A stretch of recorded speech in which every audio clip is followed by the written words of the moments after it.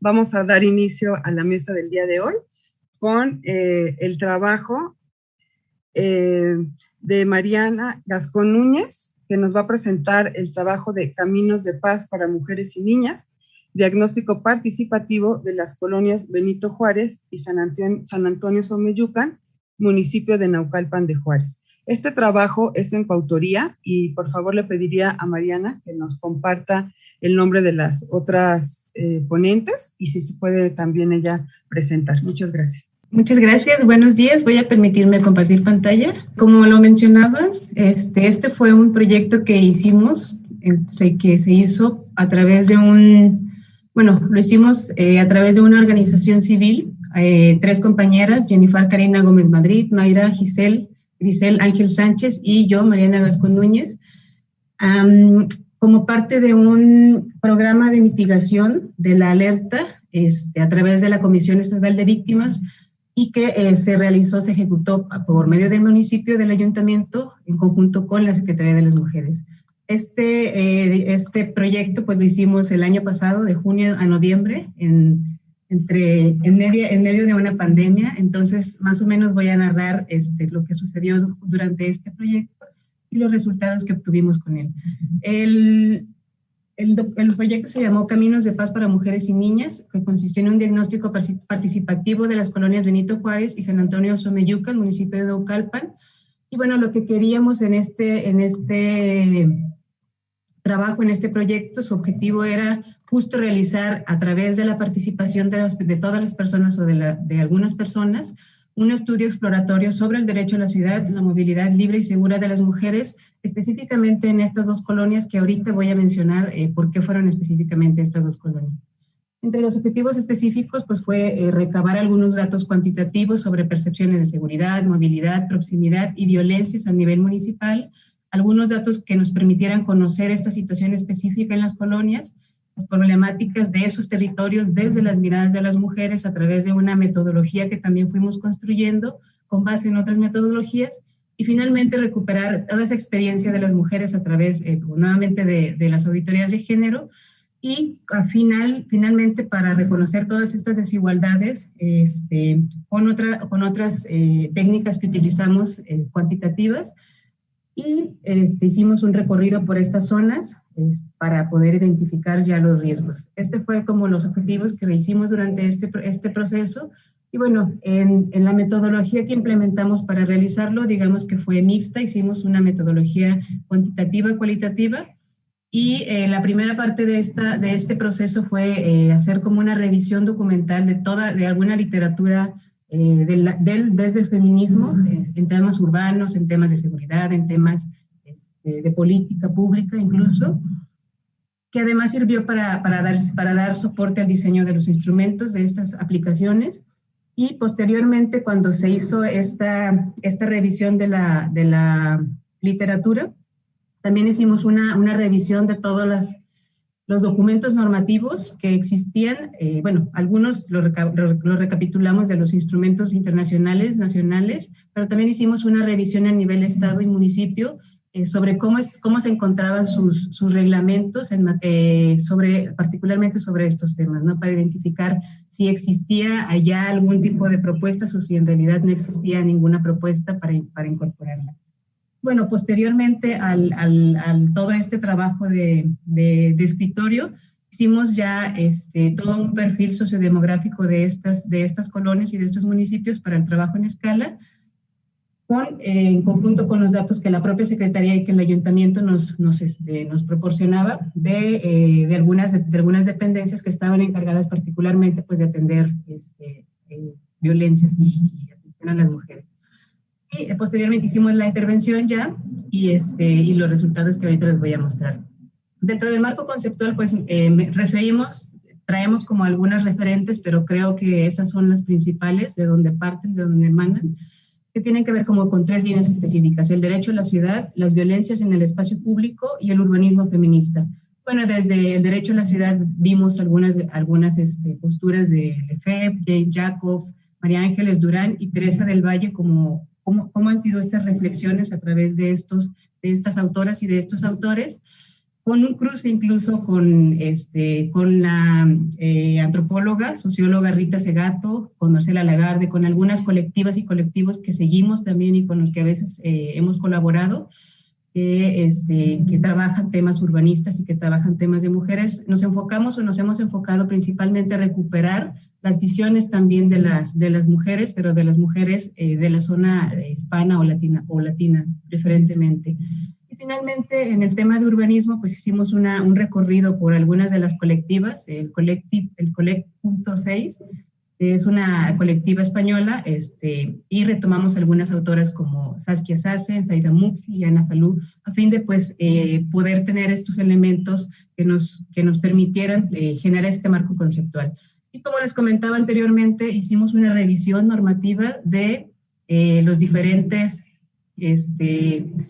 reglamentos que tienen a nivel municipal. Y bueno, nos íbamos en las mismas líneas, ¿no? Tanto en el derecho a la ciudad, en las violencias en el espacio público y en el urbanismo feminista. En el derecho, en las diferentes, pues hicimos una relación desde las normativas internacionales hasta los reglamentos municipales que pudieran incorporar estas condiciones. Algunos factores para determinar la elección de esas colonias, pues fueron algunos de las, se hizo como un análisis de toda el material que el municipio nos había proporcionado, es decir, algunos reportes, algunas incidencias que tenían de ese mismo año y del año anterior para poder elegir de entre las principales zonas del municipio que tuvieran como estas condiciones. Y a partir de ahí seleccionamos a San Antonio Xomeyucan y a la colonia Benito Juárez por algunas de estas condiciones que están aquí, ¿no? La incidencia de violencias, las zonas detectadas en los mapeos de seguridad, sus características y sus áreas de oportunidad. Y bueno, entre algunas de las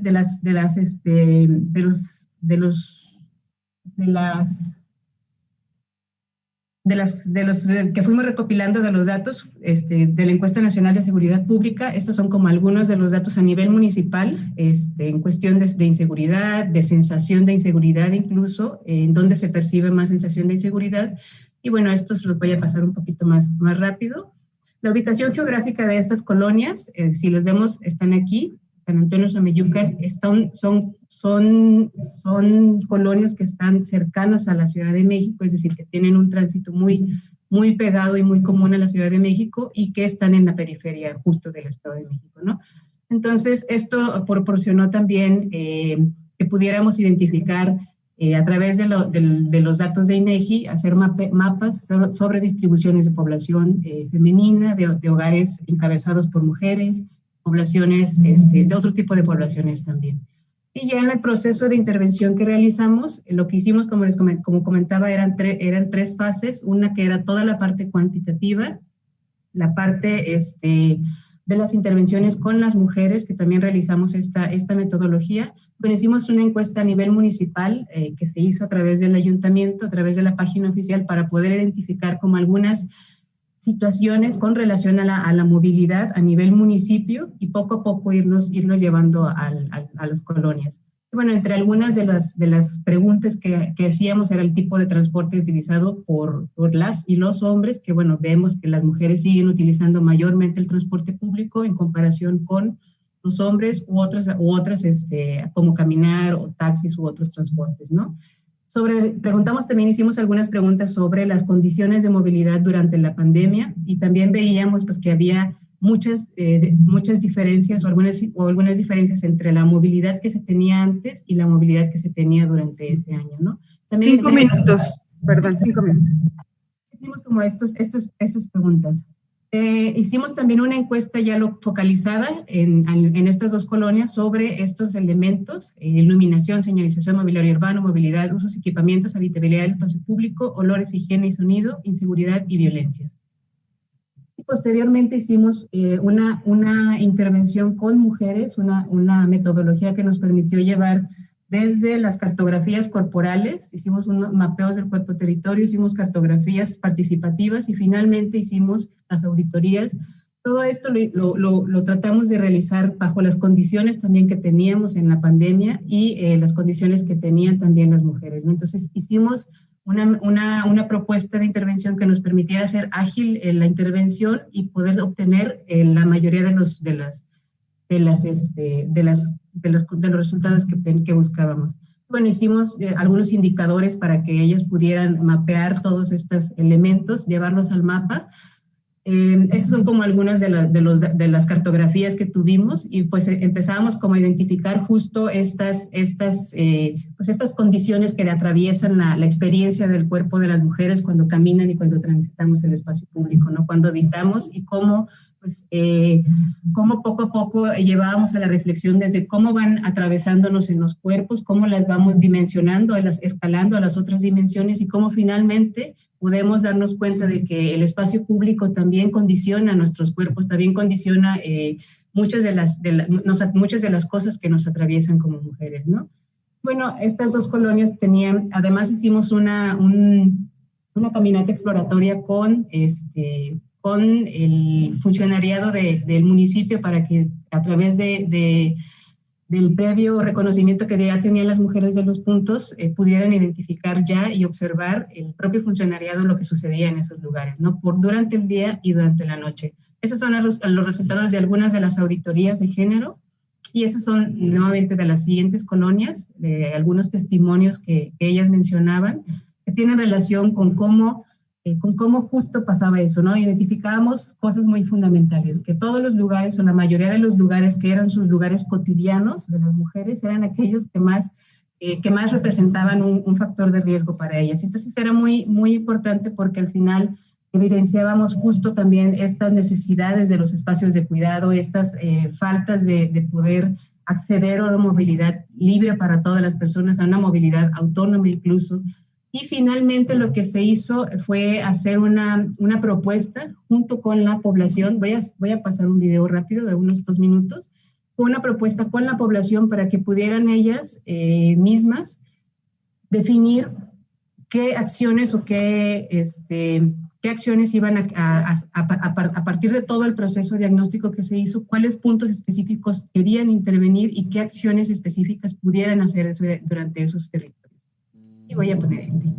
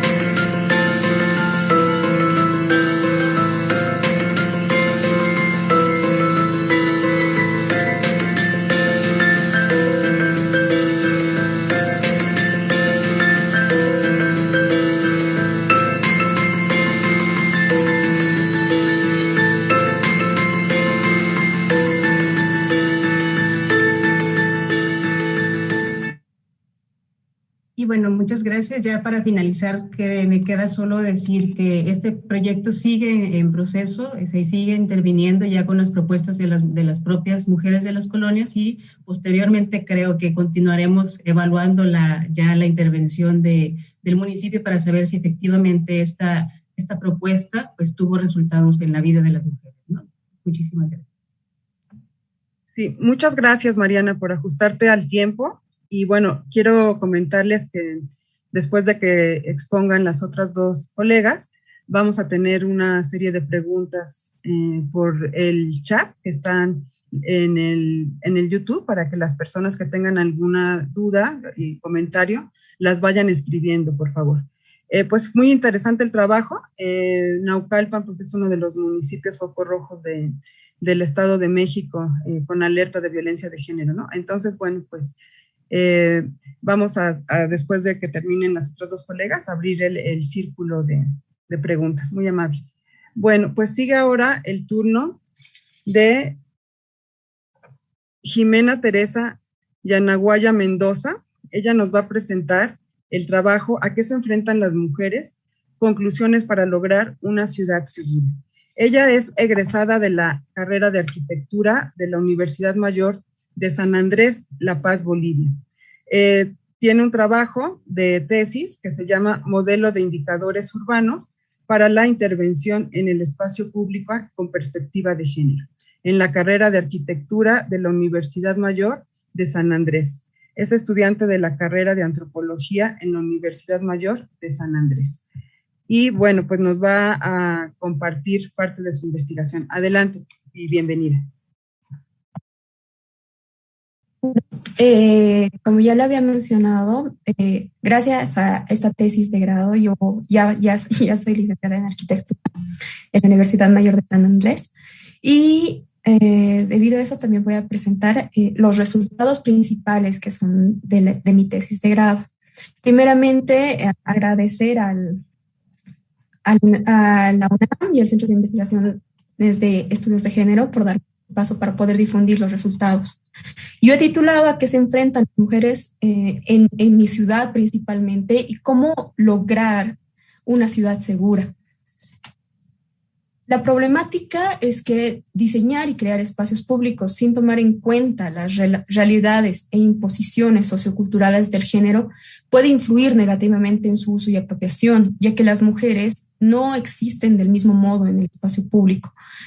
Y las ciudades a la misma forma que los hombres, puesto que se trata de un territorio en el que se sienten amenazadas muy constantemente y no se puede concebir unos espacios iguales o neutrales, aunque físicamente lo sean, pero se puede adquirir ciertas asimetrías en su cotidianidad que pueden ser por las desigualdades sociales dentro del sistema patriarcal.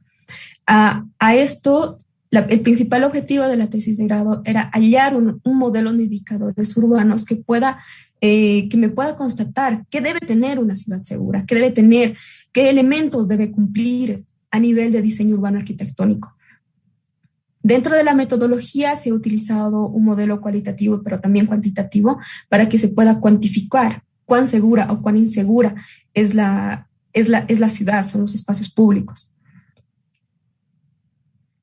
Inicialmente lo que se hizo fue una recopilación conceptual teórica para poder comprender mejor por qué existen estas asimetrías y evitando caer en los estereotipos de género.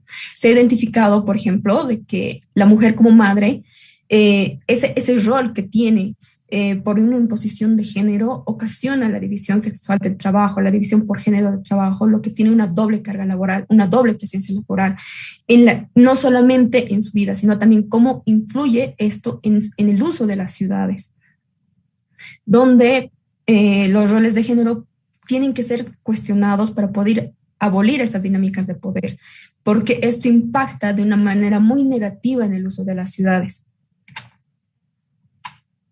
Y hablando de cómo las mujeres salieron de un ámbito privado a lo público, pero sin dejar sus roles domésticos, sin ni siquiera compartir estos roles, influye en lo que es lo público. Lo público sería la ciudad, que además de ser todo lo construido físicamente, también puede ser son historias trazadas, son historias que están en las memorias, sentimientos, emociones que nos conectan con nuestra ciudad. Pero estas emociones pueden ser de alguna forma positivas, pero también muy negativas. Y el espacio público es un lugar donde se puedan manifestar encuentros sociales y se pueden potenciar las relaciones de distinto orden. Por eso puedo concluir que el espacio público es un constructo social. Y el espacio público no es para nada neutro. A pesar de que la infraestructura física puede ser algo totalmente neutral y que pareciera no influir, no es de esa forma, ya que el espacio público es un constructo social y por tanto es un espacio que no es neutral, porque en esta surgen las relaciones de poder y las relaciones de poder pueden establecer normas y las normas nos definen límites que pueden ser tanto sociales, pero también espaciales, porque pueden determinar a quién pertenece un lugar y quién queda excluido de este lugar.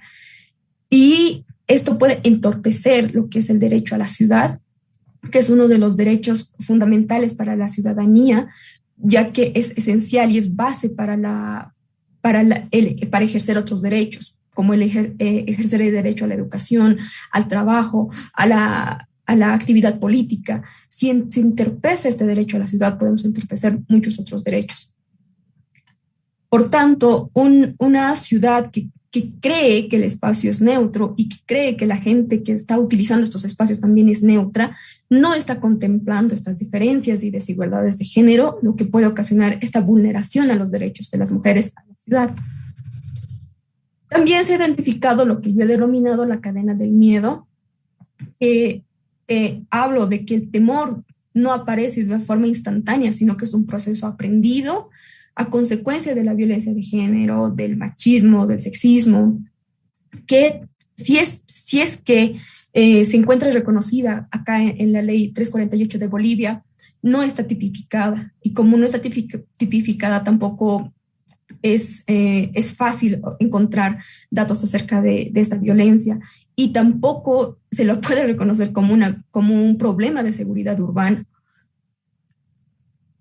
Los espacios públicos que no están tomando en cuenta este problema de las relaciones patriarcales de poder y de control, puede surgir a mujeres con mayor riesgo de ser violentadas, que no está garantizado su seguridad dentro de la ciudad, ya que ellas, por este motivo, pueden evitar las zonas peligrosas, limitar su movilidad y pueden aceptar que estos espacios pertenecen a otras personas y no a ellas.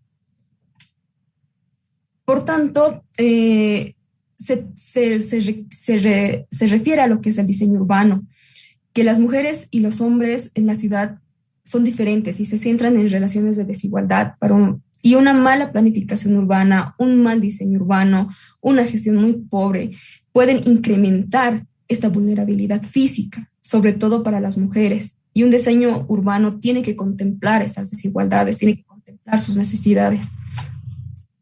También se refiere a lo que es la prevención del delito mediante el diseño ambiental y el diseño con una perspectiva de género, que busca la disuasión y reducción de las oportunidades de la violencia a través de enfocarse en los escenarios del delito, mucho más que enfocarse en los perpetradores.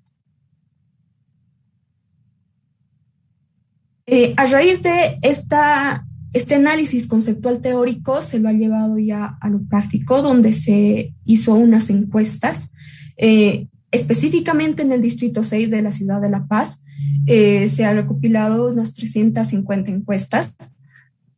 Particularmente este distrito es muy interesante, ya que tiene dentro de él uno de los más antiguos penales de la ciudad, el penal de San Pedro, donde diariamente visitan muchas mujeres. También tiene una iglesia de las más antiguas también de la ciudad y uno de los mercados más concurridos, cosa que hace que este distrito sea muy especial, muy concurrido por muchas personas, pero sobre todo por mujeres.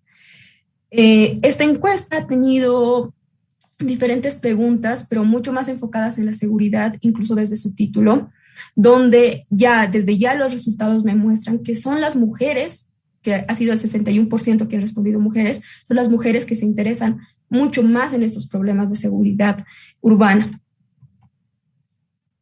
Uno de los resultados que ha tenido las encuestas ha sido que las mujeres sí son las que sienten mucho más miedo en las ciudades, en la ciudad de La Paz particularmente, que han respondido que su sensación de inseguridad es mucho más alta, y que si bien el miedo se puede sentir en todas las personas, sean hombres o sean mujeres, su percepción particular es mucho mayor, ya que se sienten expuestas a tener un plus en la violencia que vayan a sentir. Se sienten, si bien a todas las personas nos pueden asaltar, nos pueden robar, ellas se sienten expuestas, además de ser asaltadas, a ser golpeadas, a ser violadas y a ser matadas. El miedo no aparece de forma instantánea, es algo aprendido, es socializado, es algo compartido, es una vivencia a diaria y cotidiana, y usualmente se lo tiene desde la impotencia y desde la resignación.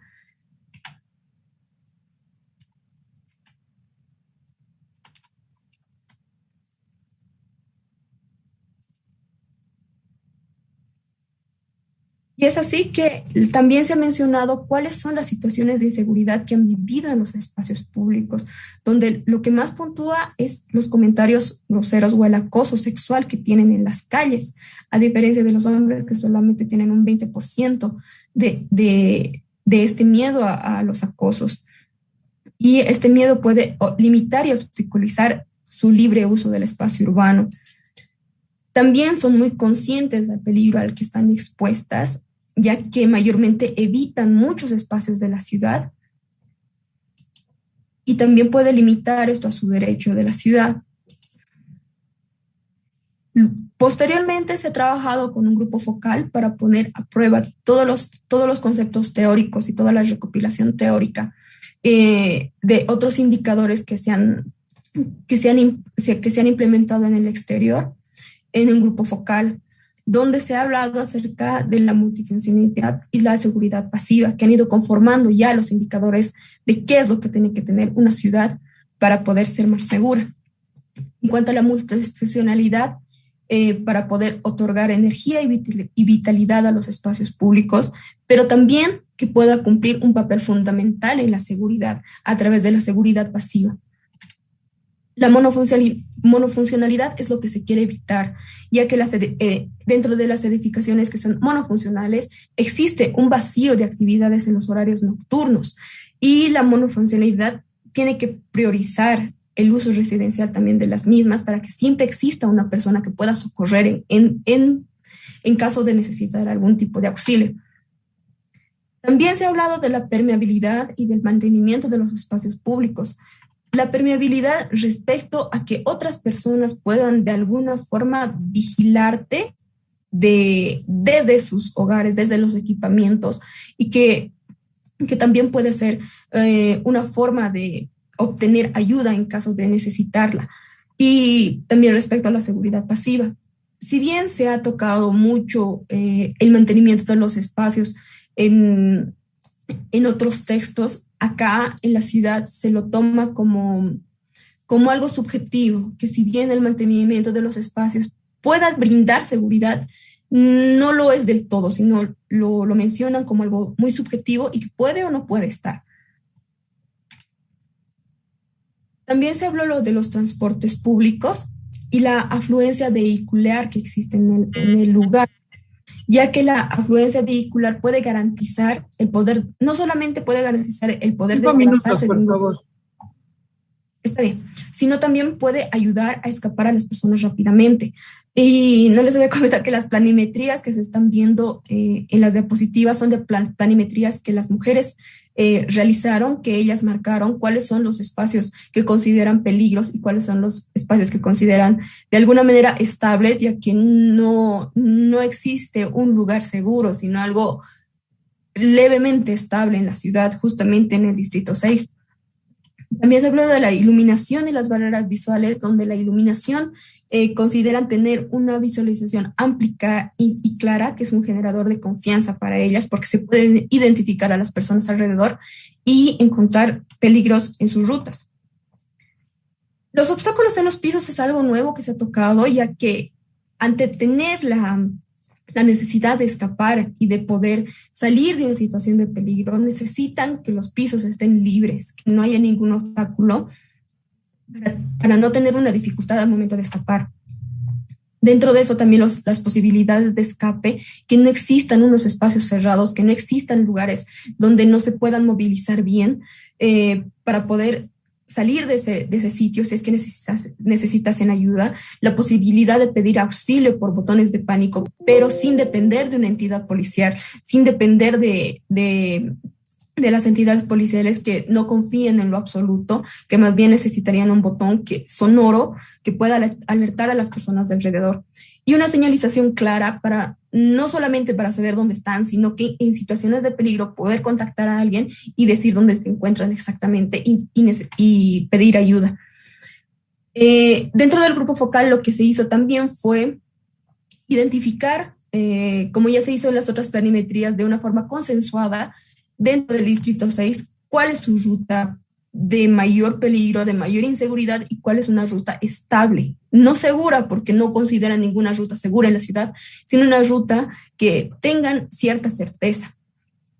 Sobre este consenso, lo que se hizo fue precisar, primero con las conclusiones que han tenido, precisar las variables que se iban a poner en el modelo de indicadores, donde lo pude dividir en 2 dimensiones y en 6 variables diferentes, donde se ponen las variables de acuerdo a esas dimensiones. Y al ser estas variables tan versátiles y tan complejas en los espacios públicos que se puedan presentar o no, lo que se hizo también fue distribuirlas de acuerdo al tipo de espacio público. Yo me refiero a conexiones con las calles, a encuentro con las plazas y los parques, a transporte como a los puntos de transporte, puntos de espera de transporte público y al entorno que, si bien son edificaciones construidas, también afecta al momento de sentir seguridad en los espacios públicos.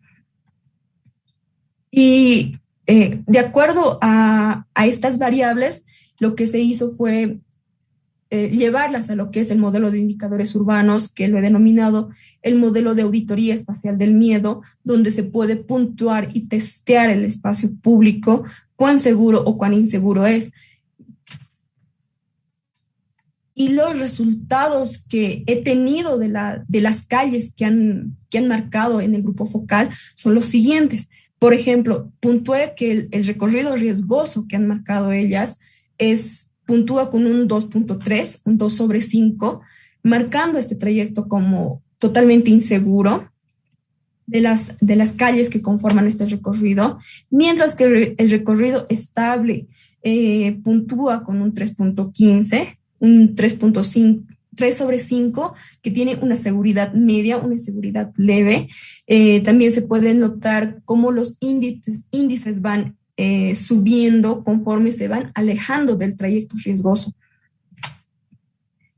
De la misma manera, este modelo de indicadores se lo ha podido implementar en las plazas existentes en los recorridos, donde también se puede notar que las plazas son mucho más seguras que las mismas calles. Eso debido a que tienen una mayor multifuncionalidad y las personas están recorriendo constantemente el lugar.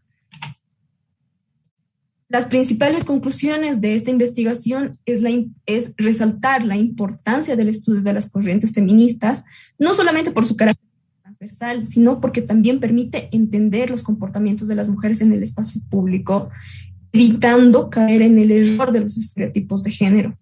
Y las 2 características que influyen en el uso del espacio público es esta doble presencia laboral de las mujeres y la sensación fuerte de inseguridad que tienen.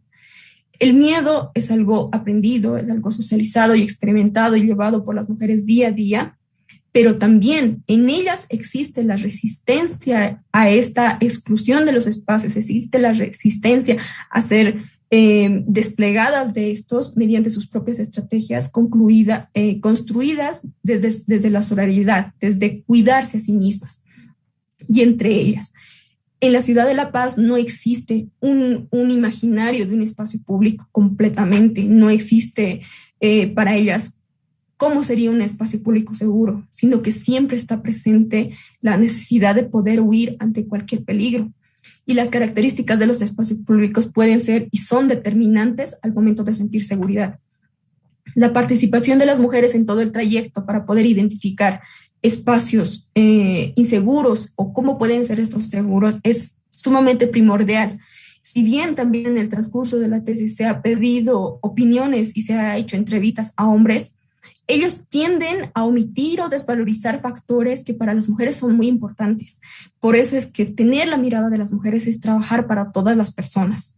Las características de un espacio público seguro tienen que estar relacionadas entre sí. Todas estas variables que han sido mostradas tienen que estar relacionadas y conjugadas entre sí, porque la presencia aislada de alguna de estas no garantiza la seguridad precisada. Puede que exista una calle con bastante iluminación, pero si no tiene personas fluyendo por este sector, no da seguridad. Y también lo contrario, tienen que estar estas características de una forma relacionadas y conjugadas para poder obtener la seguridad deseada. Y eso es todo. Muchas gracias. Sí, muchísimas gracias, compañera.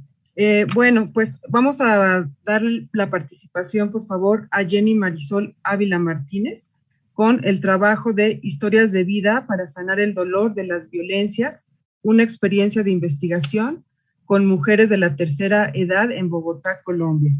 Ella tiene estudios sobre de la Universidad Pedagógica Nacional, con experiencia docente en geografía e historia en escenarios de educación secundaria formal y comunitaria. Actualmente se desempeña como docente de geografía en el Departamento de Ciencias Sociales de la Universidad Pedagógica Nacional y coordinó el Seminario de Investigación en Problemas Urbanos Contemporáneos. Y es asesora de proyectos de investigación del Departamento de Ciencias Sociales. Adelante, por favor. Qué pena, tenía el micrófono desactivado. Muchísimas gracias. Ya están viendo mi pantalla, ¿verdad? Sí, perfecto. Bien, nuevamente muchísimas gracias por la invitación a compartir en este espacio de investigación.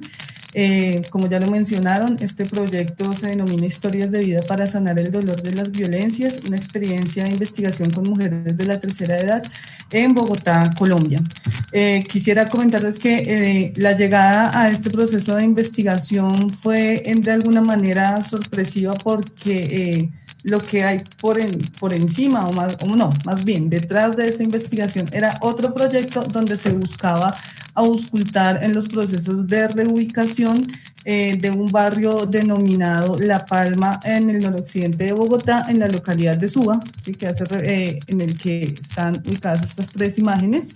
Es un barrio de reubicación de una comunidad de recicladores que estuvo asentada por más de 30 años en una de las zonas industriales de Bogotá y producto de los procesos de renovación tuvieron que ser reubicados en el noroccidente, donde pues, han sufrido una serie de disputas por el acceso a servicios públicos, a seguridad, pero también a la no estigmatización por su pasado como recicladores.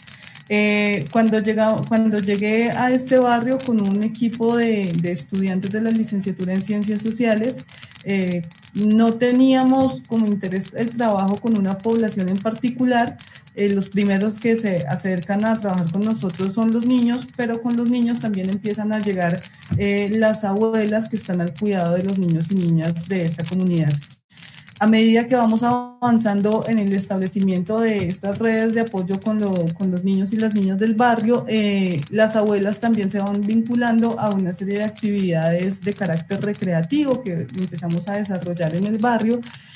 Y a medida que va avanzando el tiempo y que va avanzando el trabajo barrial, empezamos a escuchar con mayor frecuencia las historias de las mujeres que acompañan a sus nietos. Y nos damos cuenta que ellas tienen dos características que las ubican como un grupo poblacional en este barrio que se ha puesto por...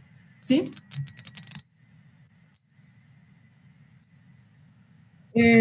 Sí, ya.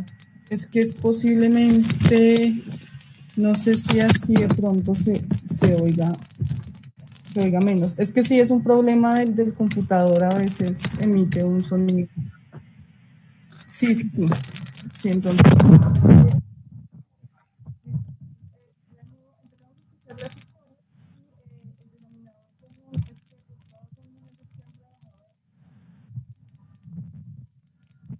¿Ya? ¿Así? ¿Ahora sí? El denominador común en torno a estas mujeres es que todas son mujeres que han tenido que trabajar toda su vida, se han desempeñado pues tanto en el hogar como en empresas o también como vendedoras ambulantes y pues han sido también madres cabeza de familia. Entonces, nos damos cuenta del poder narrativo que existe detrás de estas conversaciones naturales y también espontáneas que desarrollamos con las mujeres. Y entonces ubicamos que aparte de esa experiencia de ser trabajadoras y de ser cabezas de familia, hay algo que al igual que a cualquier colombiano lo atraviesa y es la experiencia del desplazamiento forzoso.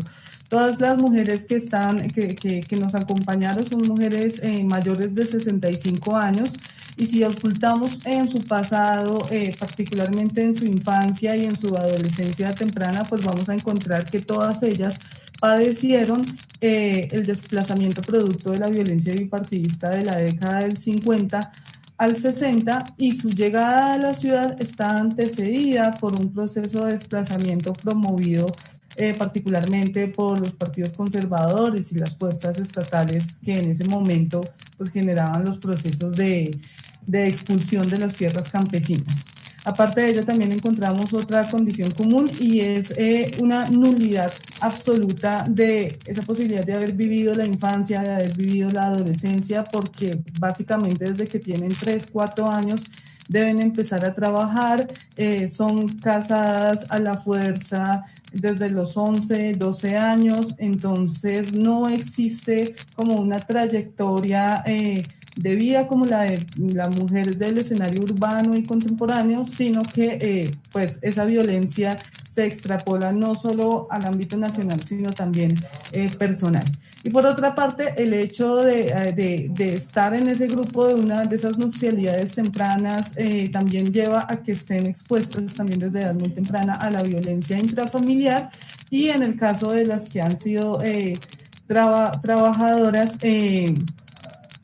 pues se exponen también pues, a trabajos no remunerados en general, no solo en el hogar, a ello me hago referencia. En este proceso entonces ubicamos que la narración, más allá de ser un ejercicio de compartir pasados colectivos, también se convierte en la identificación de un proceso geográfico que buscamos enmarcar en un marco teórico, valga la redundancia, donde el conflicto armado es un fenómeno propio del desarrollo geográfico desigual y propio de la acumulación por desposesión.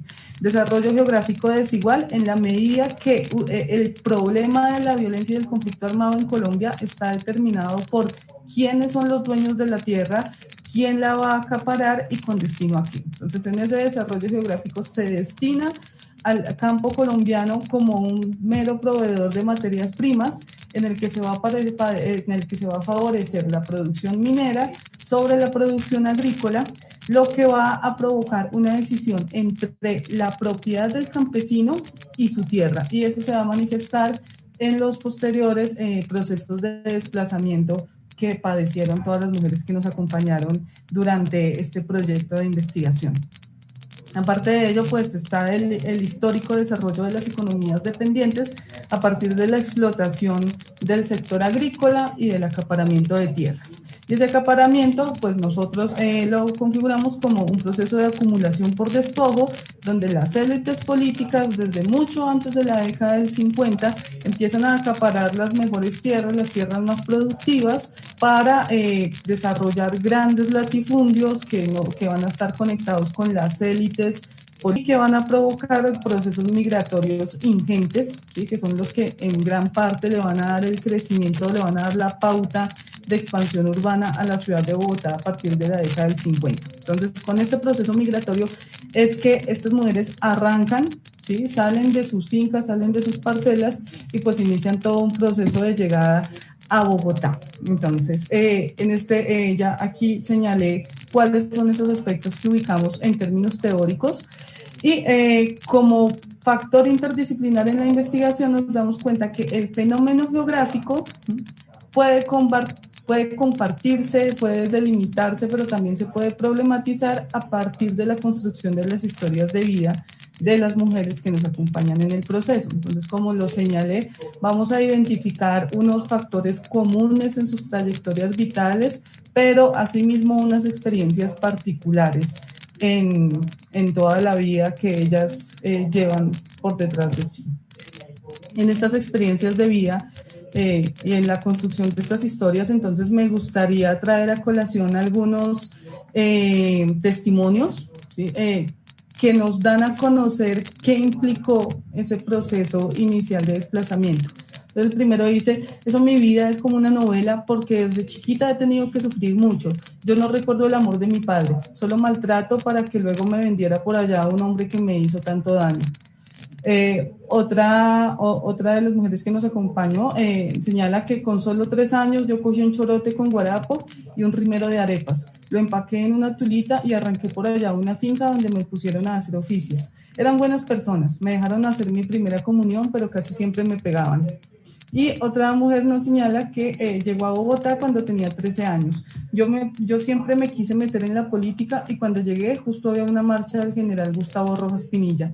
Yo me subí a la tarima con él, bailé, grité y me emborraché ese día de elecciones. Entonces, estos testimonios nos dan cuenta primero que todas tienen que salir de sus casas a muy temprana edad.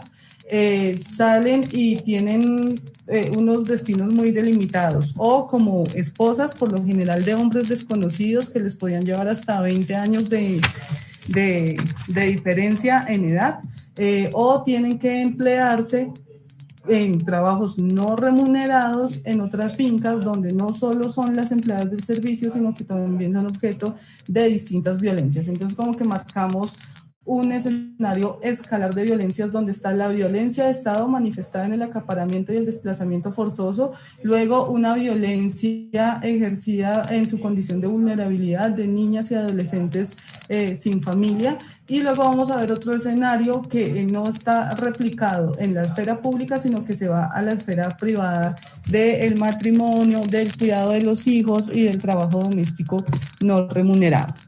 5 minutos, por favor. Gracias.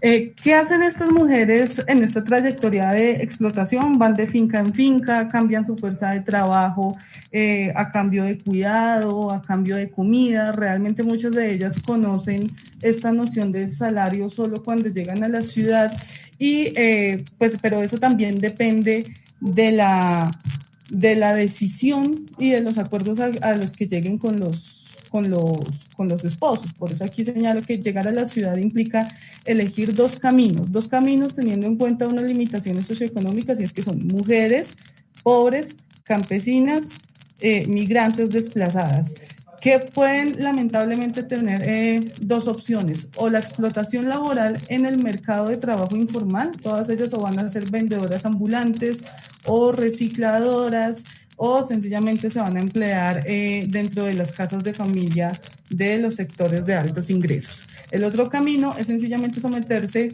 a eso que se ha denominado desde la teoría feminista como el patriarcado del salario. Entonces, someterse al trabajo doméstico de por vida, al cuidado del hogar, pero se habla de sometimiento porque es el salario del esposo el que va a delimitar sus posibilidades de salir a la calle, de tener amigos, amigas, de poder formarse, de terminar un bachillerato, de terminar una primaria o, en los casos más extremos, aprender a leer o a escribir, todo ello supeditado a que el esposo pues es el proveedor en el hogar y como corresponde en la estructura familiar tradicional, pues ella debe guardar silencio, concentrarse en el cuidado de los hijos, pero además de ello aceptar de manera silenciada los vejámenes en los que quiera incurrir su pareja contra ellos. Es así como tenemos también otros testimonios que ya nos hablan ya no de ese proceso de llegar a la ciudad, sino de cómo es la vida en familia y en la ciudad.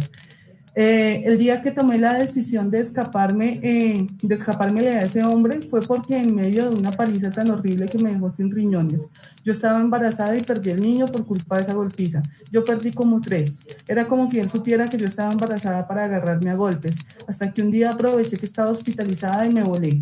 No volví a saber más de ese tipo, yo me sentí como en paz.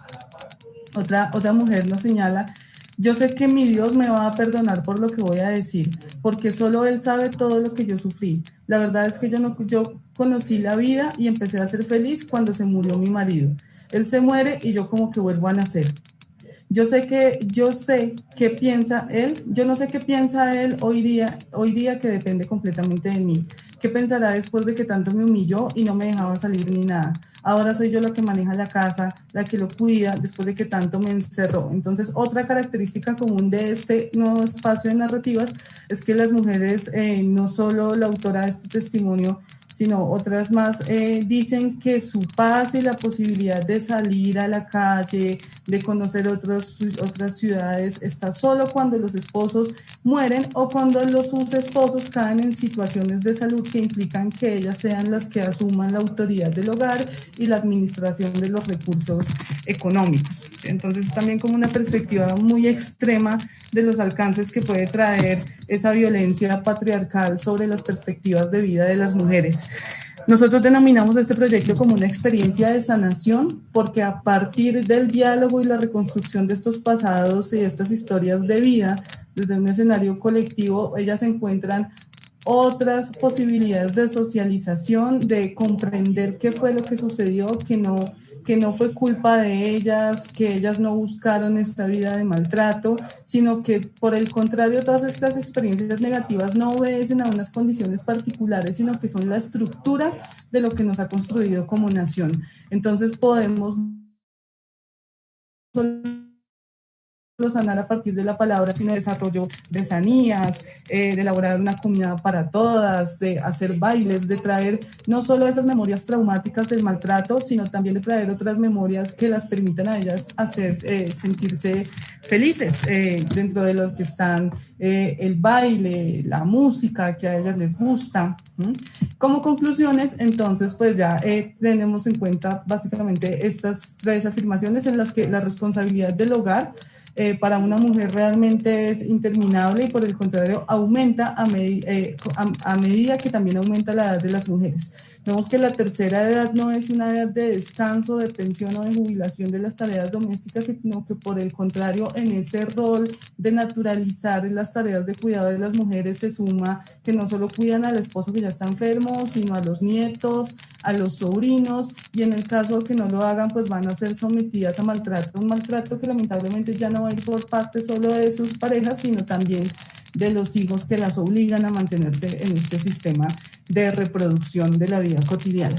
La violencia contra las mujeres de la tercera edad suele invisibilizarse. Realmente en Colombia no ha sido sencillo cuantificar cuántas mujeres padecen este flagelo, porque parece que las cifras se orientaran solo a un cierto grupo etario de mujeres que padecen la violencia intrafamiliar, sin darnos cuenta que la llegada a la vejez también supone la suma de otros rasgos de vulnerabilidad para ellas, de tal manera que en términos jurídicos, en términos sociales, pues ellas no reciben un apoyo que les permita tener defensa ante las situaciones de violencia. Y por último, también volvemos sobre el valor, aquí repetí una palabra, el valor curativo de la narración y de la posibilidad de construir pasados en colectivo para no solo responder a las necesidades que tenemos como individuos, sino también como sociedad habitante de periferias y de sectores vulnerables. Muchísimas gracias.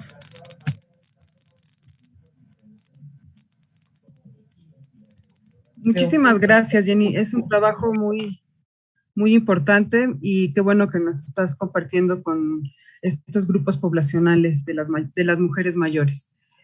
Bueno, pues como podemos haber escuchado, la mesa es muy rica porque tienen en común escuchar y tomar en cuenta la experiencia de las mujeres a partir de lo que han vivido, de lo que recaen en sus cuerpos, de lo que recaen en sus caminos, en su movilidad, en sus experiencias desde la infancia hasta ser adultas mayores.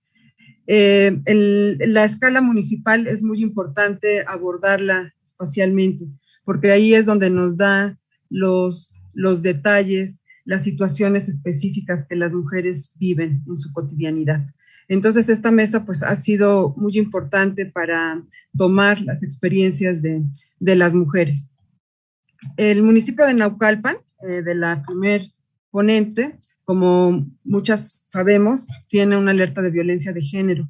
Y eso también hizo que se empezaran a visibilizar y a denunciar y a documentar ciertas colonias y ciertas zonas en donde la violencia prevalece constantemente. Y en ese sentido, las colonias de Benito Juárez es una de las colonias que siempre está con casos de violencias contra las mujeres.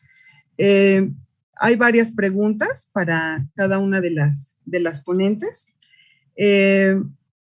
Para la ponencia de Caminos de Paz, pregunta ¿cuál es su concepto de paz?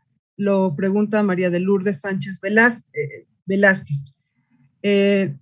Después pregunta Marisol Torres Hernández, ¿qué mecanismos de autoorganización social e indicadores para evaluar tendrán las comunidades para gestionar y mantener esos espacios seguros en las colonias de San Antonio Xomeyucan y Benito Juárez? Luego pregunta Regina Tatiana Muñoz, ¿quiénes deberían participar en el plan de ordenamiento territorial para implementar zonas seguras?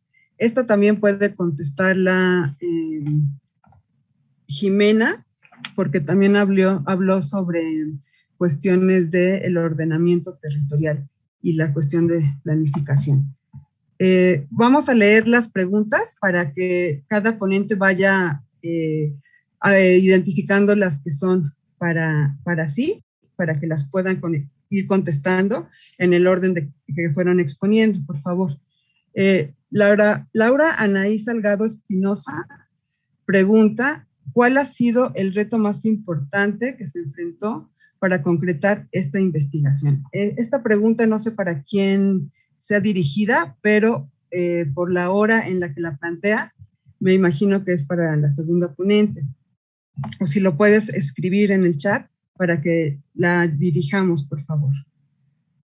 Luego preguntan, frente a este tipo de estudios, ¿es posible pensar que el tema de la seguridad urbana es parte de una política estructural de discriminación hacia las mujeres en general? Esta la plantea Claudia Beatriz Pontón Ramos. Luego, aspectos como botones de pánico y señalizaciones claras se proponen como estrategia de sobrevivencia. Esto no modifica de forma sustancial la hegemonía estructural y la cultura del patriarcado. También la pregunta Claudia. Habría que plantearse la violencia como un problema de Estado. Daniela Villegas Mercado pregunta ella vive en Naucalpan, Estado de México, y le gustaría dirigir la pregunta a Mariana Gascón. Primero, muchas gracias por la presentación y tiene 3 inquietudes sobre el tema. Ella no conocía de la existencia del Observatorio de Gobernanza, Desarrollo y Ciudadanía de las Mujeres. A veces una vive en un lugar y no conoce de estas iniciativas que son muy importantes. Le gustaría preguntar, ¿cómo se lanzó la convocatoria a las y a los habitantes de las colonias elegidas en Naucalpan para participar? ¿Y cómo se organizaron los talleres? En las fotos que vi y en la presentación, vio algunas de los participantes de los senderos de paz y a mujeres muy adultas. Después pregunta, ¿cómo fue la participación de niñas y mujeres jóvenes en esta iniciativa? ¿Cómo es? Puesto que ellas son las que por razones de edad están en una mayor vulnerabilidad. Igualmente le gustaría saber si tienen contemplado realizar esta iniciativa en otras colonias y cómo saber de la convocatoria para poder participar. Luego preguntan Alma Rosa Sandoval que aquí la situación en hogares, el marido no tiene una preparación alta, ni una licenciatura, ni un buen trabajo. Y bueno, que es muy lamentable esta situación. Bueno, pues vamos a responder, por favor, y en lo que van llegando las otras preguntas, por favor. Entonces, por favor, la primer ponente quiere comenzar. Sí, gracias. Pues en realidad, bueno, voy a empezar con la primera, que entendíamos como por caminos de paz, o por qué lo denominamos así.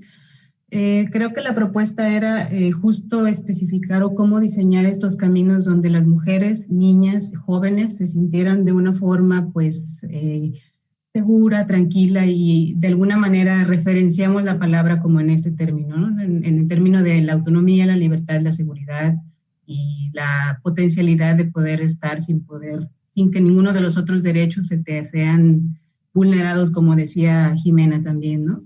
Que tiene gran correspondencia. Hicimos como mencionaba, esta es una organización, es el Observatorio de la Gobernanza para el Desarrollo Comunitario y la Ciudadanía de las Mujeres. Es una asociación civil que a través de la CEAP, del recurso de la CEAP que ejecutó la Secretaría de las Mujeres, se hizo este proyecto, ¿no? Es un proyecto que fue elaborado, realizado, ejecutado de manera conjunta con la Secretaría y con el Ayuntamiento, porque pues la intención era justo eso, de realizarlo de forma participativa, claro, con las mujeres que estaban en esas colonias, pero también con el compromiso del gobierno municipal para la atención de la alerta. Siempre fuimos como muy claras en que el compromiso era a nivel municipal, de todas las instancias municipales, no solo no solo de correspondencia a una instancia, que luego eso sucede en muchos lugares, que le dejan como la responsabilidad a una instancia en particular a nivel municipal o estatal. Sin embargo, bueno, las alertas y todo el tema de seguridad y de violencia pues tiene que ser trabajado por todo el ente gubernamental, ¿no? A través de sus diferentes dependencias. Entonces, lo que hicimos fue, mis compañeras ya tienen un trabajo previo con algunas mujeres de estas colonias, y bueno, se hizo a la par, ¿no? Tanto del trabajo que ya se tenía con dos mujeres particularmente, con las que se hizo todo el contacto y que eran quienes mayor población movilizaban dentro de la zona. Y bueno, se hizo la convocatoria tanto a nivel municipal, es decir, el acercamiento desde la asociación y en compañía también con el municipio para poder hacer esta convocatoria. Como comentaba, pues estábamos en plena pandemia y las condiciones pues se dificultaban para poder nosotras realizar el trabajo en campo, porque bueno, había situaciones que no estábamos contemplando, o más bien que no podíamos contemplar, no podíamos manejar. Y lo que hicimos fue, a partir de estas metodologías, de todas estas diferentes técnicas que analizamos, tratamos de hacer una propuesta que pudiera ser fácil de realizar, es decir, que fuera lúdica, que no incurriera en ninguna dificultad, ¿no? Para quien fuera a tomar el taller o fuera a estar trabajando. Entonces hicimos estos grupos y con ellas trabajamos durante estos 3 procesos diferentes. Bueno, esta dinámica o esta metodología nos permitió justo eso, que la ludicidad pudiera ser tan fácil para poder trabajarla con niñas, porque tuvimos una niña como de unos 10 años en San Antonio Xameyucan, y en Benito Juárez teníamos a mujeres ya de 70 años casi, ¿no? Y ellas mismas decían, yo no sé escribir, yo no sé, nunca he estado en una cosa de estas, pero he aprendido mucho hoy, ¿no? Entonces, casi todo lo hicimos de manera lúdica para que ellas pudieran, a través del dibujo y de la expresión, narrar, como recuperar todas estas historias y cómo las fueran asimilando con lo que vivían en el espacio público, con lo que pasaba en el espacio público, ¿no? A partir de ello, pudiéramos, pues también, ellas mismas tomar decisiones sobre ese espacio y cómo quisieran realizarlo, ¿no? Aquí es donde está como la siguiente fase, que es cómo regresar. Bueno, vamos a regresar. Ahorita en este momento se está haciendo como esta intervención a nivel municipal de los espacios que ellas mismas definieron, identificaron como los más relevantes y que además a partir de todo el proceso pues justo se llegó a esa conclusión, ¿no? Que eran los lugares donde más concurrencia había, tanto de mujeres, niñas, niños, y que era en los lugares más peligrosos, que son los parques, las calles, incluso pues las calles de tránsito común, los trazos de ellas cotidianos se volvían los más complicados, ¿no? Para ellas. Y los trazos más comunes pues son las cosas de la cotidianidad. En ese momento no había escuela, pero la escuela era una de las trazos comunes de las rutas, más el mercado, todas las acciones, como le decía Marisol, pues tienen que ver con, y Jimena ya lo recuperaba, con cómo está asociado esta construcción social desde la división sexual del trabajo, ¿no? Y cómo lo representamos y cómo lo llevamos al espacio. Entonces, vamos en esta fase hay una serie de indicadores que se construyeron también para poder pues definir y medir sobre los resultados, pero bueno, la evaluación será en los próximos 2 meses, que es un periodo de 6 meses para poder regresar y poder pues analizar si efectivamente ha habido modificaciones de ese entorno, ¿no? Creemos también que también lo hemos mencionado, lo mencionamos en esa propuesta que se hizo, de que pues no solo era una acción de intervención o de recuperación, como se le denomina a nivel municipal a veces, sino de que fuera una estrategia que el municipio estuviera trabajando, porque no solo pretendíamos cambiar el espacio, sino, claro, las condiciones culturales que generaban o que generan estas problemáticas, ¿no? Creo que respondí, traté de dar respuesta corrida como a todas las preguntas, espero. ¿Cómo se entiende la paz? Faltó eso.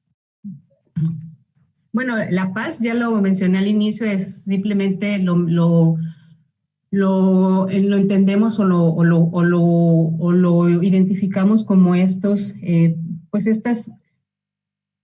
maneras o estas formas en las que ellas, aquí como decíamos, caminos de paz en las que ellas pudieran transitar de una forma libre, autónoma y segura, ¿no? Que esas son como condiciones muy, muy particulares, ¿no? Que tendría que tener una movilidad y una ciudad para las mujeres y para las personas, ¿no? Que te brinde una autonomía de poder desplazarte, de poder llegar a un lugar, una seguridad de que pues ninguno de tus derechos puedan estar en riesgo, y bueno, una libertad también, ¿no? Es como las 3, 4 dimensiones que también Ana Falú menciona, ¿no? La dimensión política, la dimensión simbólica, la dimensión del propio espacio, ¿no? Sí, muchas gracias. Faltaría que respondiera también Jimena, y ya llegaron otras preguntas para Jenny, pero bueno, si quieres contestar, Jimena, y ahorita planteo las preguntas para Jenny. Gracias. Super. Muchas gracias. Pues me anoté quiénes deberían participar en el plan de ordenamiento territorial. Pues acá en La Paz, mayormente los que participan en estas cuestiones de planeamiento territorial son personas técnicas, son profesionales, pero que estas muchas veces se olvidan de las personas que habitan el lugar, de las personas que van a transitar por el sitio, que lo van a vivir, y que además son las personas que más conocen nuestros espacios. Si bien es muy necesaria la intervención de los técnicos y de los profesionales, también es pertinente pedir esta participación ciudadana a las personas, no solamente a hombres, sino también a mujeres, a niños, a ancianos, porque son las personas que más conocen el lugar. Precisamente el grupo focal que yo había armado son de mujeres expertas, yo las denomino expertas en el sitio, porque son quienes viven ahí, trabajan ahí, y te pueden mencionar qué rincones son los más peligrosos, los más importantes, los que necesitan una intervención, los que necesitan refacción, y creo que también tienen que participar en estos planes de ordenamiento territorial. También apunté cuál es el reto más importante en esta investigación. Pues al ser esta tesis, la primera tesis en toda la Facultad de Arquitectura con un enfoque de género, es la primera tesis que menciona a la arquitectura y el urbanismo, pero con este enfoque feminista, pues el reto ha sido enorme, ya que no solamente he tenido que llegar a las conclusiones de cómo lograr una ciudad segura, además tuve que explicar paso por paso, concepto por concepto, por qué es importante este enfoque en la arquitectura, por qué es importante este enfoque en el urbanismo y por qué debería también darse en la malla curricular. O sea, el reto fue enorme. También, si es la política discriminadora, pues como yo lo había mencionado con esto del plan de ordenamiento territorial, de alguna forma es discriminadora, de alguna forma se segrega a las personas que habiten en el lugar por tal vez no conocer, por no ser técnicos, por no ser profesionales, y eso debería ser un poco más inclusiva. También mencionando que las políticas de acá de Bolivia, las políticas de género, no están muy avanzadas. Más que todos se enfocan en las consecuencias de la violencia, cómo paliar esta violencia. Por ejemplo, en la ciudad de La Paz, acá en Bolivia, los programas de género se enfocan más en realizar un albergue municipal, en realizar programas para cubrir psicológica y emocionalmente a las mujeres, pero preventivamente no existe ninguna. Y es lo que esta tesis es lo que hace, enfocarse en prevenir los casos de violencia en la ciudad, más que en las consecuencias. Respecto a la señalización, los botones de pánico, que en realidad no está modificando al patriarcado, y sí, eso es correcto. También es otra observación que me había hecho otra arquitecta, de que el momento de que yo propongo pisos sin obstáculos, que yo propongo que no exista obstáculos para poder escapar y que estoy dando todo el rato énfasis en que tienen que poder escapar, me decían, sí, pero las ciudades no deberían estar hechas para escapar, no deberían estar hechas para sobrevivir. Pero desgraciadamente eso es lo que se necesita en mi ciudad, es lo que piden. Desgraciadamente este es mi contexto en La Paz, en Bolivia. No, las mujeres encuestadas y las del grupo focal están todo el rato pensando en cómo voy a poder escapar, si lo voy a poder hacer, más allá de tener una ciudad segura. Creo que en mi contexto, este es el primer paso, porque la señalización en esa ciudad a veces no existe, es inexistente, es muy confusa, los botones de pánico no sirven. Creo que este es un primer paso. Sé que tal vez no es el mejor paso, pero en mi contexto es muy necesario. No por mí, sino por las personas a las que yo encuesté y entrevisté, y que también quiero darles a voz y quiero recopilar lo que realmente necesita en mi ciudad. Y esas eran todas las preguntas, no sé si habrán más.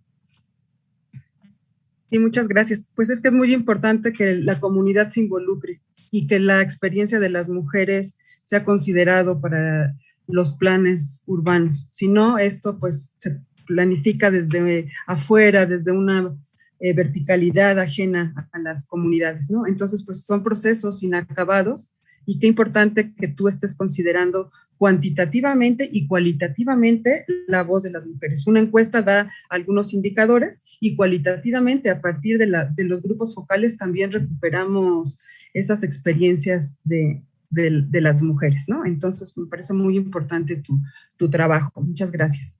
Bueno, hay otras preguntas para Jenny. Permítanme tantito, es que van llegando y se apaga el chat. Disculpe. A ver, van a hacer las preguntas para Jenny. A ver. Okay. Carlos Ernesto Loza pregunta, ¿cómo se construye la relación intergeneracional para modificar las prácticas de violencia hacia las mujeres de la tercera edad? Esa es una. ¿Cuáles fueron las emociones que mostraron las mujeres de la tercera edad al hacer sus narrativas? Después plantean que si podrían proporcionar alguna infografía. Después preguntan, para Mariana Garzón, hay otra pregunta. ¿Este tipo de programas está planeado para las demás colonias del municipio? ¿Cómo fue tu acercamiento con el observatorio y las dependencias correspondientes? María Luisa Marlote pregunta, acerca de la violencia patriarcal tradicionales, ¿cómo se rompe este vínculo simbólico? Después hay un comentario de Ana Gabriela Martínez Tamayo, que dice que le parecieron muy importantes los trabajos de las panelistas. Sin duda, ella es una mujer universitaria y dice, pero sin duda alguna como mujer universitaria que tiene que estarse trasladándose de un lado a otro por la ciudad, le tocó de manera personal el tema de la importancia en la arquitectura urbanizada, puesto que muchas veces es algo a lo que se minimiza, de lo que se minimiza y no se le toma importancia, cuando en realidad es un factor que merma la manera en que las mujeres viven y se trasladan, por lo que el poder escuchar que alguien empieza a mirar desde esta perspectiva el cómo elaborar estos espacios públicos seguros es animador, puesto que da esperanza en que en algún momento el miedo que las mujeres sentimos al estar en las calles sea minimizado y aumente el sentimiento de seguridad, que nos desplacemos libres, seguras y autónomas. Si gustan contestar, por favor. Bien, voy a tomar la palabra. Son preguntas complicadas en el sentido que el proyecto pues no logra dar una respuesta completa a ellas y por el contrario son las preguntas que también quedan pendientes en este proceso de elaboración y de reconstrucción de historias de vida con las mujeres de la tercera edad. Pero indudablemente las relaciones intergeneracionales que están pasadas por todas estas violencias de género, pues también están relacionadas con las condiciones materiales en las que han crecido las mujeres y su condición de clase. Y es que, como lo menciono, toda su vida ha estado atravesada por carencias, ¿sí?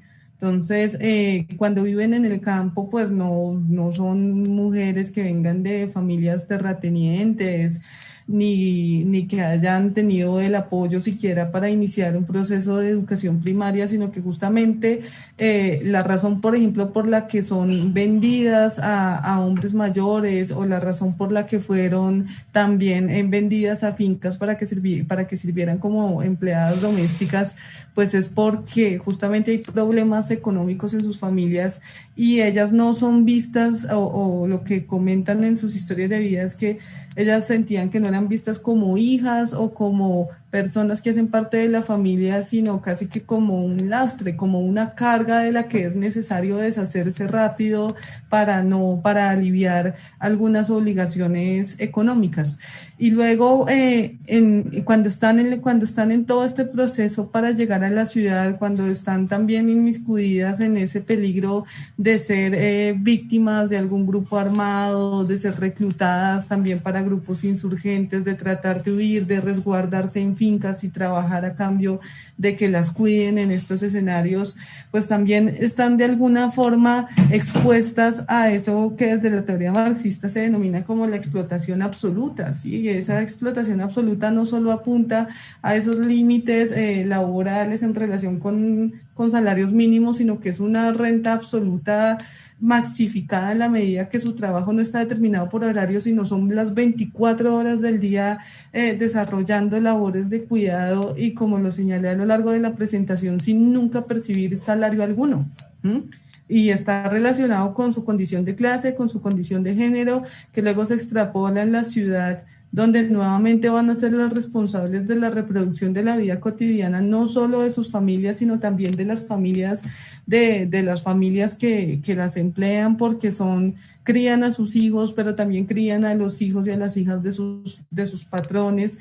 Entonces son personas que en general toda su vida pues han estado vulneradas por un sistema que las señala que por su condición de mujeres pues tienen que estar ligadas a la responsabilidad de que su fuerza de trabajo no remunerada sostenga el aparato productivo de quienes sí pueden acceder al salario. Y pues el hecho de no tener una paga, de no tener unos ingresos fijos y de ser quienes se ocupan del hogar, pues las expone constantemente no solo a la violencia ejercida por sus esposos, sino también a la violencia ejercida por sus jefes y como le insisto, lo más duro es escucharlas ahorita en sus 70, 80 años, decir que ahora son sus hijos quienes las maltratan, y las maltratan porque ellas no destinan su pensión, bien sea la pensión que obtuvieron trabajando durante su vida o la pensión que heredan de sus esposos. Entonces, si no me pasa la pensión, le pego; si no cuida a mi hijo, también la maltrato. Y son cosas que en estos informes de violencia doméstica no aparecen. O esas líneas de atención a la violencia no tienen registrado o no tienen un trabajo en torno bueno, que hayan trabajadoras sociales o un equipo de trabajadores sociales dedicados a la atención de mujeres de la tercera edad. Y por ejemplo, ahorita en la pandemia, pues esta situación se recrudece porque se le suma otro rasgo de vulnerabilidad, y es en lo que respecta a su exposición al virus. Entonces son mujeres que posiblemente, aún siendo de la tercera edad, no pudieron resguardarse en casa, que igual tienen que salir a conseguir ingresos para sus familias, porque sus hijos por lo general también son desempleados.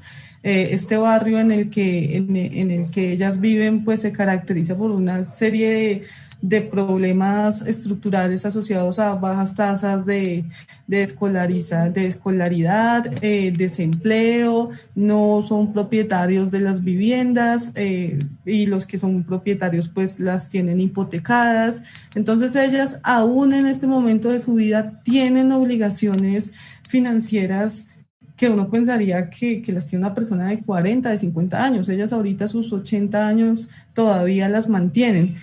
Y esto se conecta con esta pregunta sobre las emociones que se manifiestan en el proceso de reconstrucción de historias de vida.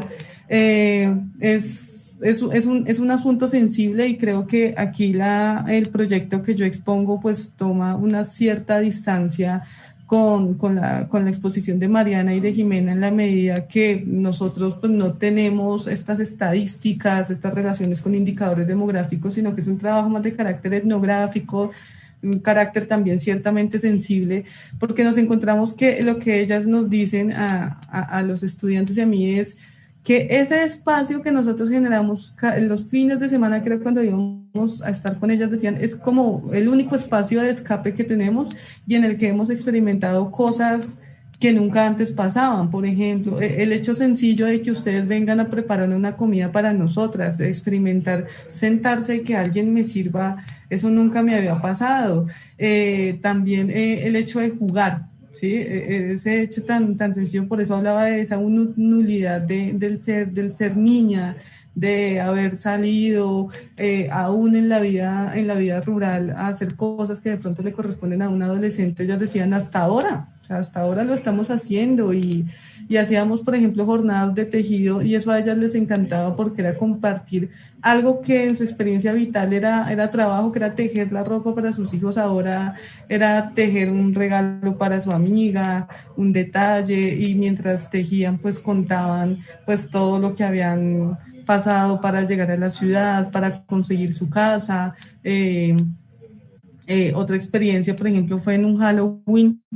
Fue supremamente bonita, que nos disfrazamos todos, y estas mujeres manifestaban que para ellas era una experiencia inédita, que ellas nunca en la vida habían pensado en tener un disfraz, en tener un maquillaje. No sé si, bueno, había una imagen al final de la presentación, creo que no la alcancé a mostrar, que son todas ellas con su maquillaje como de tigre.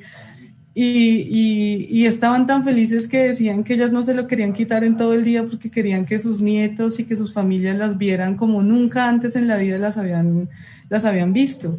Entonces, pues las emociones que se manifiestan ahí, por un lado, es que a uno como investigador también le pasan cosas en el proceso investigativo, y es justamente reconocer que los márgenes y la experiencia de la violencia pues no nos cabe en la cabeza, mucho menos como mujeres urbanas, como mujeres jóvenes, pero segundo, que también esa capacidad de sentir, de movernos y de trastocarnos pues también es inacabable, porque pues ellas a estas alturas dicen, nunca habíamos hecho estas actividades y hasta ahora las estamos haciendo, y sentimos que así la vida vale la pena, ¿sí? Que hay otras cosas por las que es bonito vivir. no sé si las infografías, no sé a qué se refiere el asunto de la infografía. La infografía es un material donde agrupas. No, o sea, yo sé a qué la infografía, pero no sé si se refieren a una infografía en la que se condense todo el proceso de investigaciones, es a lo que me refiero, no sé si... Habría que escribir la persona que lo planteó, por favor. Sí, que de pronto aclaren ese asunto. Y sobre la última parte de cómo romper el vínculo simbólico con el patriarcado. Bueno, pues creo que con las mujeres más que romperlo es llamar la atención sobre el hecho de que existe, ¿sí? Muchas veces en muchas de estas sesiones y estos espacios de encuentro tuvimos que ver cómo llegaban golpeadas ellas de sus casas, ¿sí? Y llegaban, yo recuerdo mucho a Teresa, una de las mujeres que estaba con nosotros, y Teresa, uno siempre le decía, ¿usted por qué tiene ese ojo morado? ¿Qué le pasó en el labio? ¿Por qué lo tiene así? No, es que yo como no tengo gafas, me caigo. Y cuando seguíamos indagando, pues otras personas del barrio decían, ella nunca se cae, es el hijo quien la golpea siempre, pero no podemos denunciar y no podemos buscar una manera de interpelar al hijo porque ya hemos tenido problemas. Entonces, quienes han buscado justicia para la señora Teresa, pues han resultado demandados porque el argumento del hijo es que están detrás de la pensión de la señora y que por eso es que quieren alejarlo a él de ella. Entonces, y cuando tratamos de indagar con ella, pues ella, su reacción es llorar porque lo que recae sobre ellas es una culpa, diciendo que siempre hay un motivo por el que son maltratadas, ¿sí? Y cuando se cuestiona sobre ese motivo dicen, yo no sé, pero debe ser por algo que yo hice.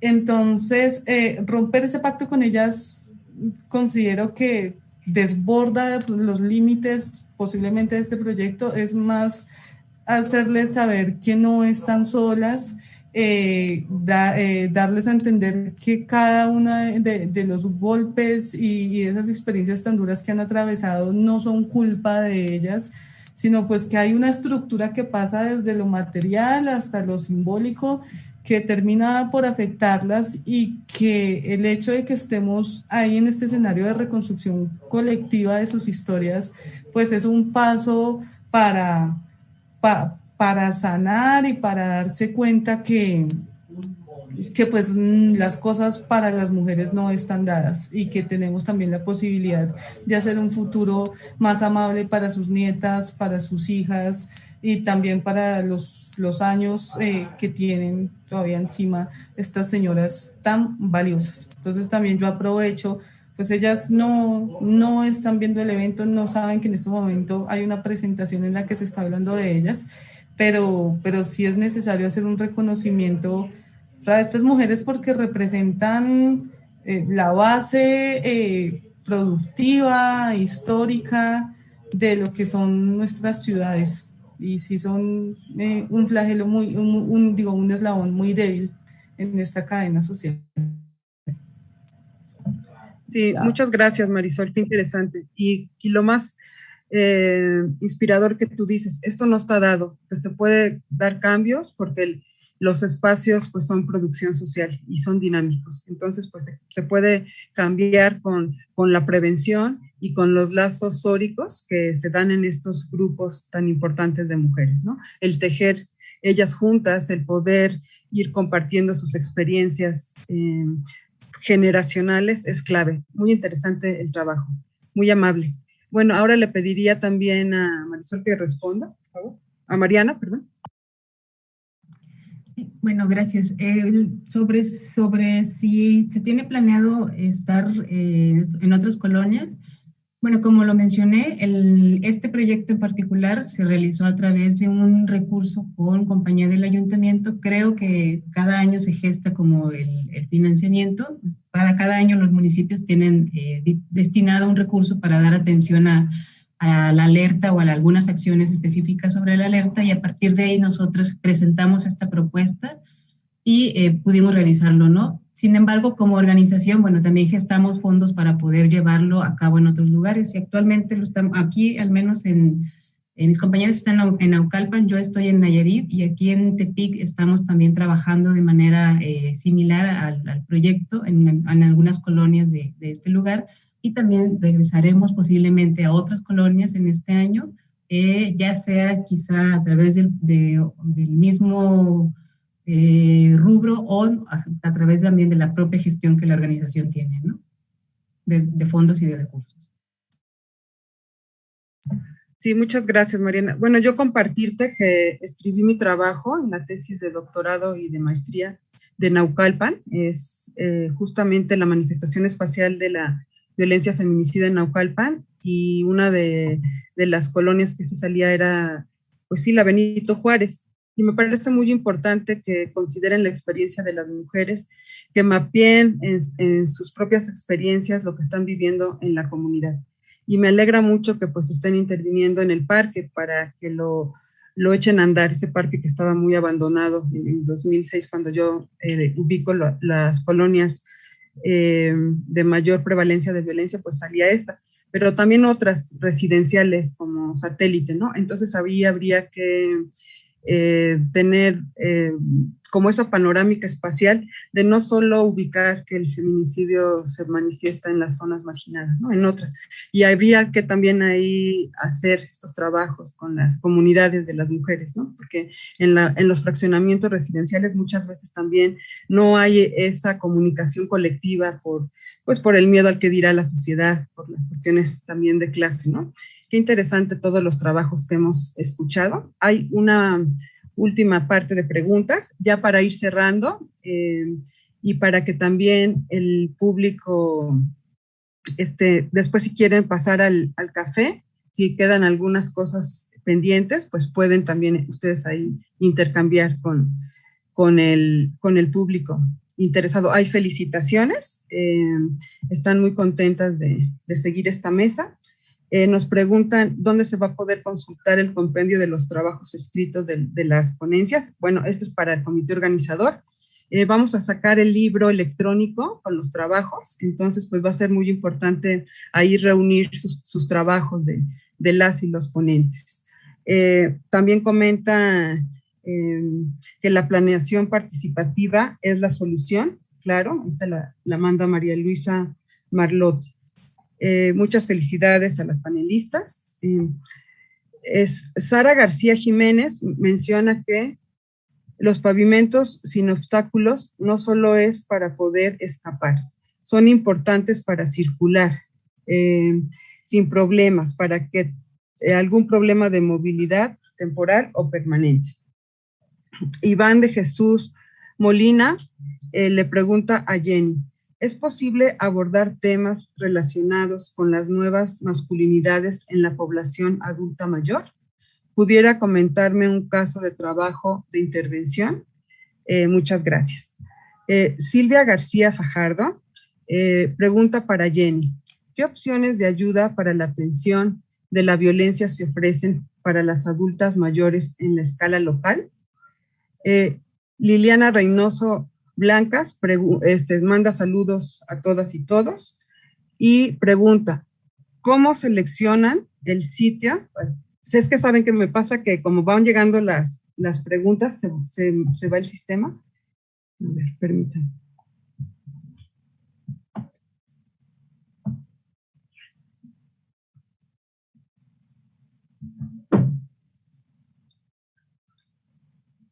Perdone, es que como van llegando las preguntas.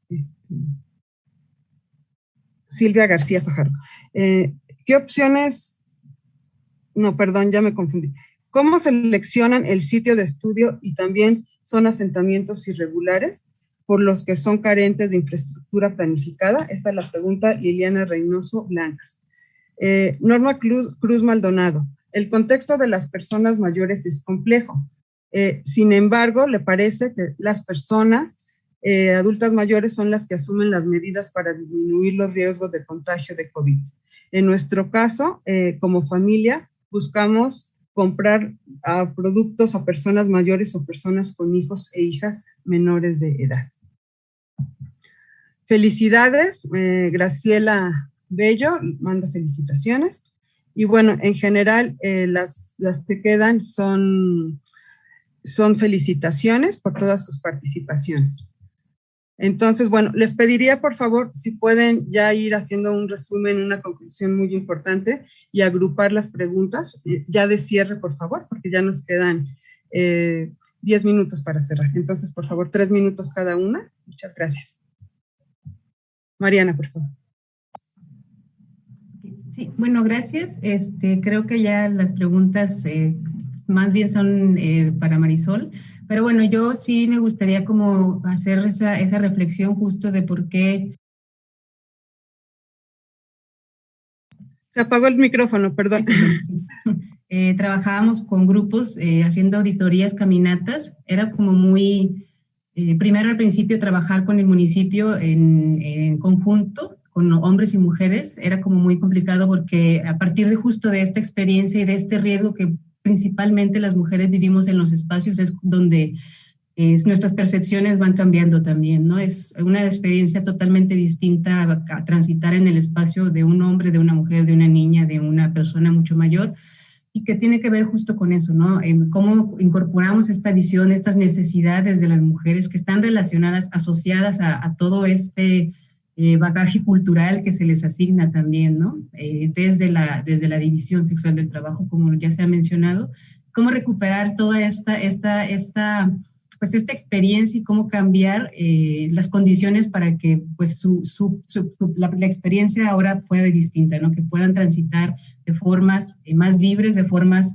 en las que no corran riesgos y que de alguna forma pues también ellas participen, se involucren en estos procesos, ¿no? Y que incluso los municipios, las alcaldías, pues también integren en los procesos participativos también la visión y la experiencia de las mujeres, porque también sucede que en los propios procesos de los municipios, pues no están presentes tampoco ellas, ¿no? Y creo que las visiones y las experiencias en cualquier proceso que se haga desde el gobierno tendría que involucrar las diferentes visiones y las diferentes necesidades que las poblaciones pueden tener. Sí, muchas gracias. Y lo más importante es dar seguimiento a la política, evaluarla como tú mencionabas. Muchas gracias. Muchas gracias.